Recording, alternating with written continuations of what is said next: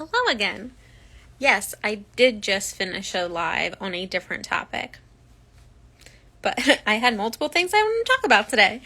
I wanted to talk now about the power of community because, at least in the United States, it's not something that is pushed or really talked about.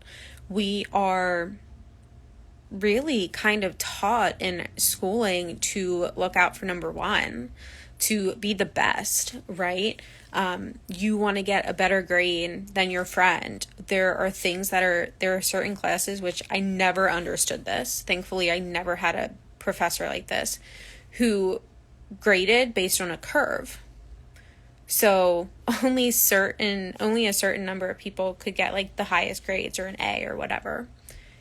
And that just breeds competition over collaboration. And I'm not saying you can't want to look out for yourself, but not at the disregard of someone else. You can't get as far in life when you're only working by yourself. And this is evidenced in history, like the military, strategic political expansions. I'm sorry, I have to go pet my dog right now. That have done the most have been ones that are supported and that have an entire team. If we look at Apple, right? A lot of people think Apple is kind of one of the best companies in the world from a strategic structure standpoint. Yeah, Steve Jobs did a lot of that from his creative vision, but he also had a team who supported him. He also had a community who worked with him and gave him feedback and encouraged him to keep going. I mean, hell, every single customer of Apple is part of that community, telling them to keep innovating, to keep doing the things that they're doing. So we can look at community from a big aspect. We can look at it here. Here's a good example. Running. It doesn't matter who you are. If you are outside running and you pass another runner, more often than not, you're going to get a head nod or a hey. Some kind of recognition to keep going. Good job. When you go to a race, a marathon, a half marathon, a 5K, whatever it is, there are people who put these elaborate signs out encouraging the runners to keep going, congratulating them on doing what they've done so far. And they don't just make the sign for their specific friend and then the friend passes and they take it down. They leave it up there because they're part of a community that is boosting one another up, raising one another up, reminding those runners who are halfway through a 26-mile race, keep going. Yeah, it sucks right now. Yeah, you might be in pain. It's worth it. You made the intentional decision to be here, so stick with it. It's that sense of community that gives us hope, that gives us courage, that gives us strength on the really hard, sucky days to keep going. When you can't find it in yourself to keep going, to keep working on something, to keep hustling after months and months of not seeing the results, it's a lot harder to give up when you have a community. When you have people that you can reach out to and say, hey, I'm having a really shit day today. Hey, I really want to throw in the towel, but this business thing isn't for me. This weight loss thing isn't for me. This fill in the blank isn't for me. If you have a solid community, they're going to help you get through it. And that's not to say that a community is only going to raise you up, right? Like, you also want people in your life who are going to say, you know what? You don't have to feel better. You don't have to go out and write 10 more pages today of your book. Let's just sit here. Let me support you where you're at. because a community is there for you. A community is there to support you where you're at. Some days that's going to be celebrating, high-fiving, dancing, screaming, jumping up and down like you're a teenage girl in high school who just met their best friend. And some days it's sitting on the couch with you when you cry and letting you know that you're not alone. Letting you know that it's okay, you're human. Community is about building that support system to help you not be alone, to help you not feel lonely, to help you know every single day that there are people here who support you. I want to give a couple of different examples. From a business perspective, you need other business people with you. Whether you are a professional working for someone else or you're an entrepreneur working for yourself, you need like-minded people to keep you going. I've been both of them, right? I was a professional for a long time. I was a revenue manager for hotels. Very, very niche occupation. And trying to explain my monthly cycle to other people outside of the hotel industry, they're looking at me like I have four heads. I can go up to a revenue manager today and be like, oh shit, it's week 2, you're prepping your forecast. And they know exactly what I'm talking about. And we know exactly what those 7 days in the middle of the month look like. Which also means that we know how to support each other. On Thursday, when your forecast is due Friday, and you've made 15 different iterations of this forecast only to have your GM shoot every single one of them down, you may want to have a drink or two. Or fill in however you de-stress. But having a community where you can text someone and say, holy shit, this guy will not approve this. Like, I'm going to lose my mind. And they'll laugh or they'll give you support or they'll say, oh, that really sucks, I'm sorry. Or, oh, keep going, I know you've got it close. That stuff will keep you going. As an entrepreneur, it's really hard. It's really fucking hard some days to think, oh shit, I have to keep going. Right? Like, it's all on your shoulders, which is amazing and wonderful. And like, in no way am I saying I don't love what I do. But there are also days where you're like, oh, fuck. It'd be easier if someone else could just tell me what the hell I have to do today. So if you have a community of like-minded people, you can reach out to them and go, hey guys, like, I'm really struggling. This is really hard. And you can reach out to them and go, oh my gosh, guys, this huge thing just happened.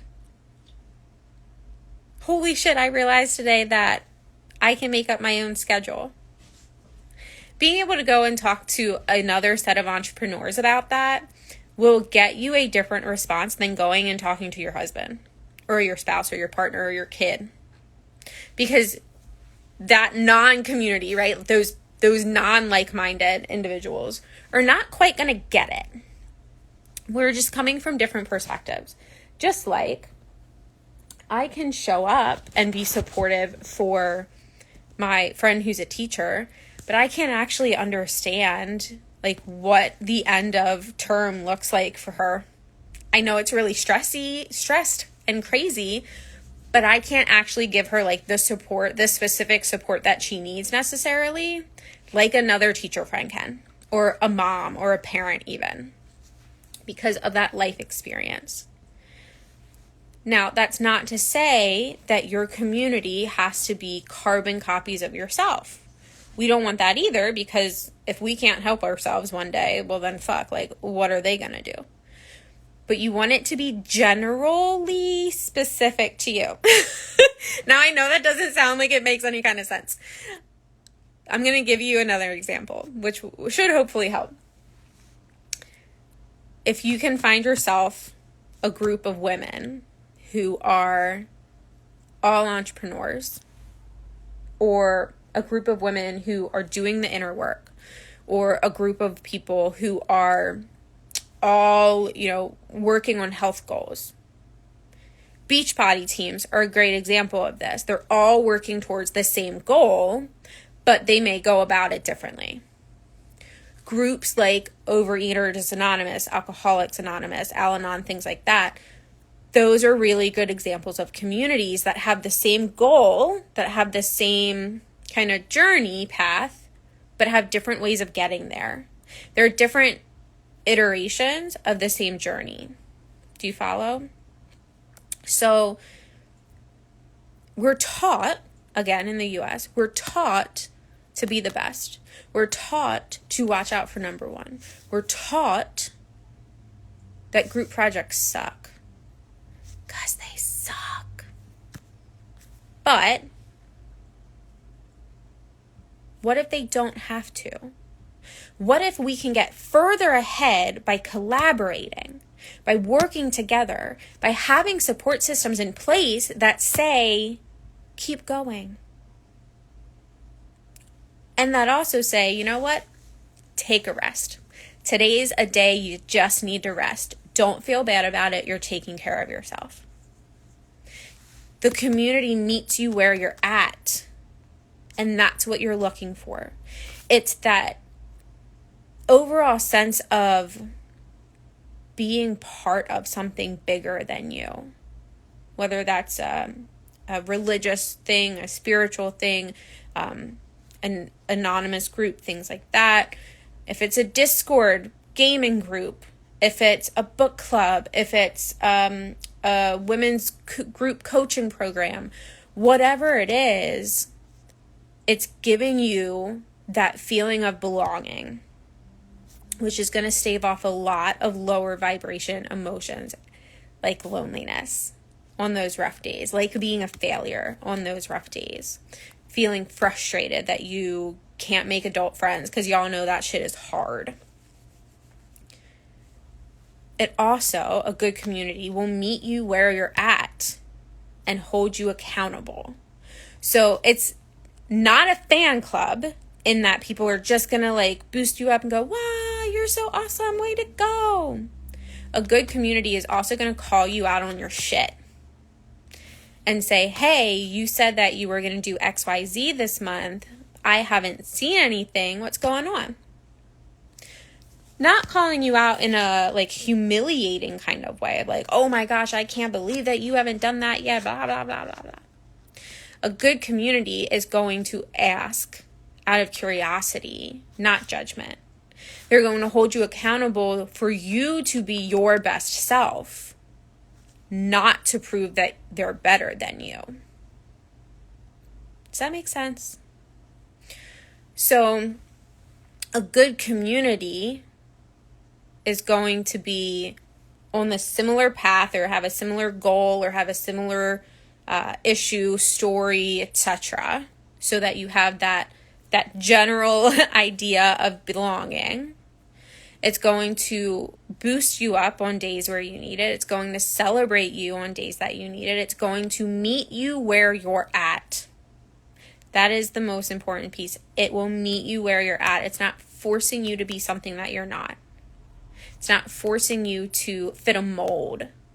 If you're in a community that is forcing you to fit its mold, get the fuck out now. Whatever it is, get the fuck out. That is not serving you. If you're in let's say a book club that is only making you read romance novels, or only making you read nonfiction, and you're like, but that's not what brings me joy. I hate doing this, but I feel like I need to. No, get the fuck out. It's not serving you. If you are friends with people from high school, this is a really common example. If you're friends with people from high school who you get together and you shoot the shit and you just complain and gossip about everybody, that's not a community. Those are really shitty, toxic relationships. Get the fuck out.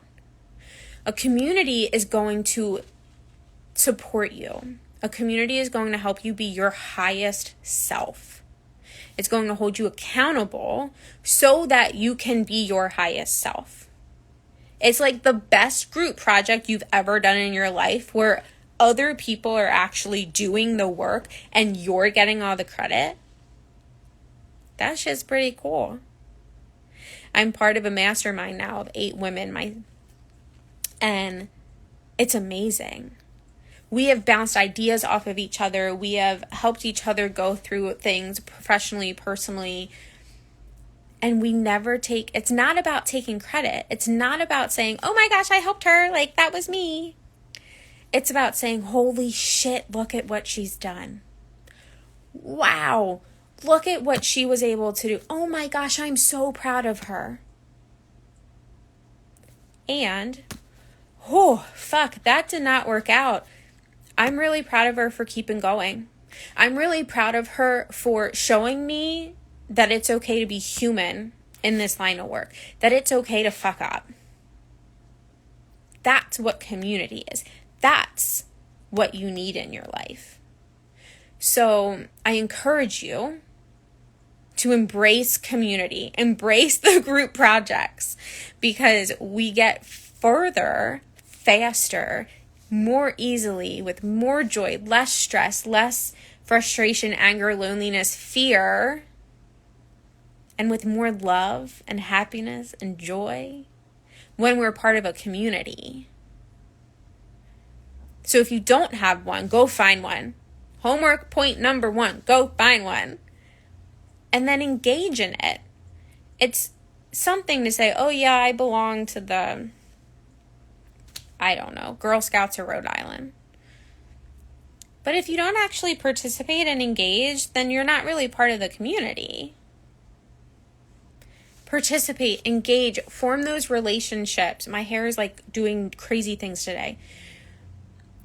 Form those relationships so that you can get the most out of it, so that you can have those bonds that will help you through every single thing that you need. And if you need a community, come look at mine. Links in my bio. I am launching it this month. It's a commitment to yourself. And it's all about working with other strong women who are on their own personal development journey, their own spiritual healing journey, their own, I'm fucking sick of this, I'm going to do something different journey, and supporting one another. Because that community is so, so critically necessary to our success as a human being. I'm not even talking about business success, financial success, health success. Your functioning success as a human being is critically dependent upon finding a community that lifts you up.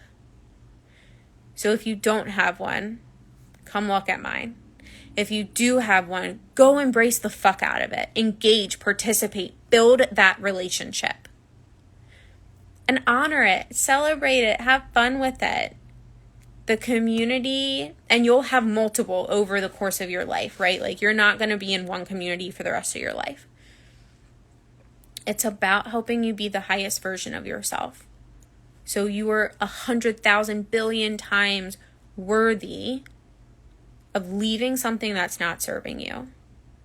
Of saying nope, peace to shit that no longer fits, and taking the time to find something that's going to support you in your growth.